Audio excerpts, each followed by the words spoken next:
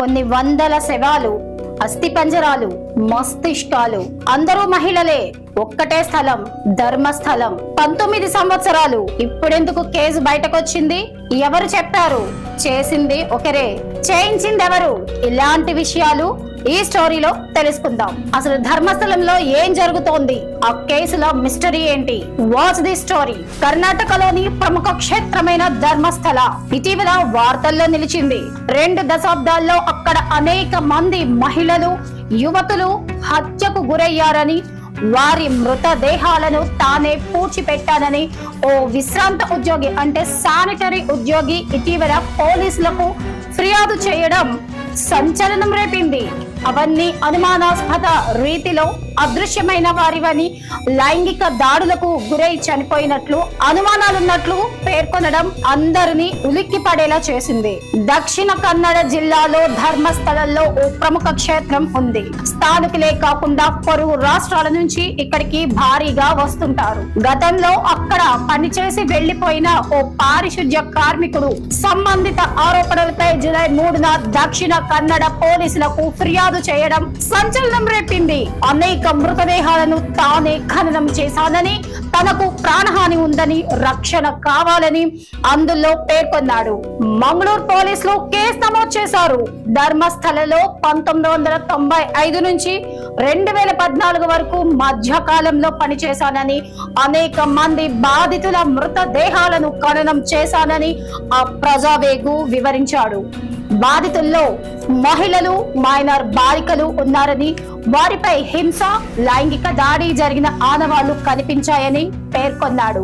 మృతదేహాలు త్వరగా కుళ్లిపోయేలా చేసేందుకు కొందరిని నేత్రావతి నది ఒడ్డున ఖననం చేశానని, 2010లో పాఠశాల దుస్తుల్లో ఉన్న ఓ బాలికను మరో చోట పాతి పెట్టినట్లు చెప్పాడు.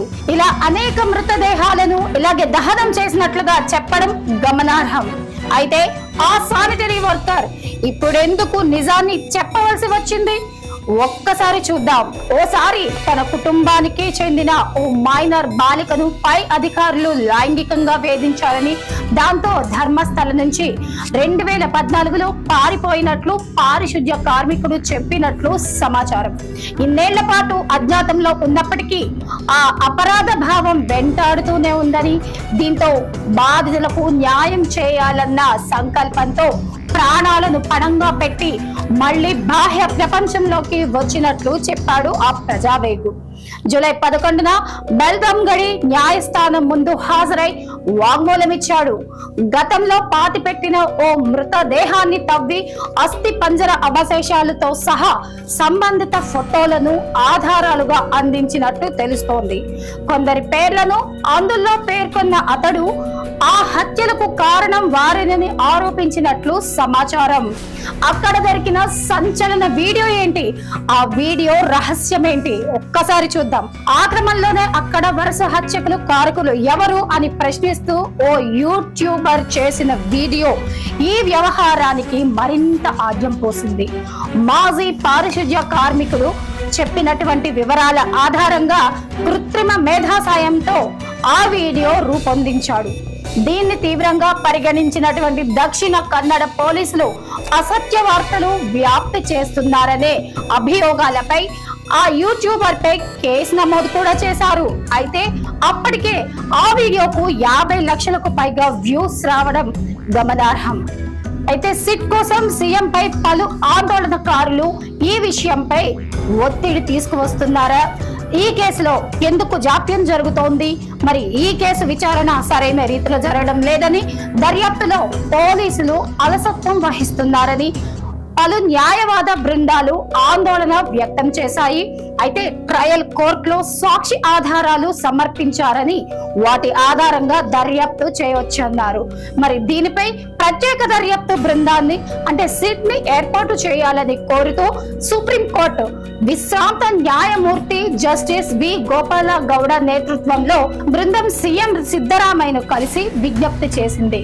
మరి ధర్మస్థల వ్యవహారం తీవ్ర ఆందోళన కలిగిస్తోందని, దీనిపై నిష్పక్షపాత దర్యాప్తులకు సిట్ ను ఏర్పాటు చేయాలని కర్ణాటక మహిళా కమిషన్ ముఖ్యమంత్రిని కోరింది. అయితే కర్ణాటక ఆరోగ్య శాఖ మంత్రి దినేష్ గుండూరావు స్పందిస్తూ ఈ కేసులో ప్రభుత్వం ఎవరిని రక్షించడం లేదన్నారు.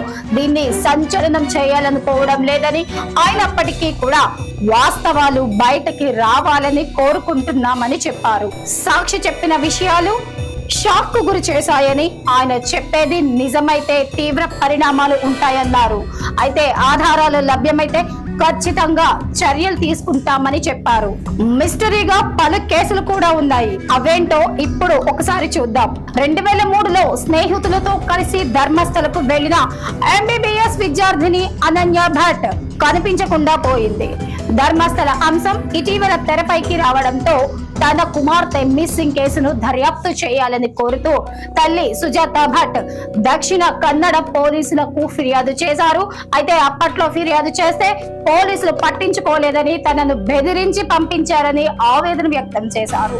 2012లో సౌజన్య అనే విద్యార్థిని అత్యాచారం హత్య కేసు స్థానికంగా సంచలనం రేపింది.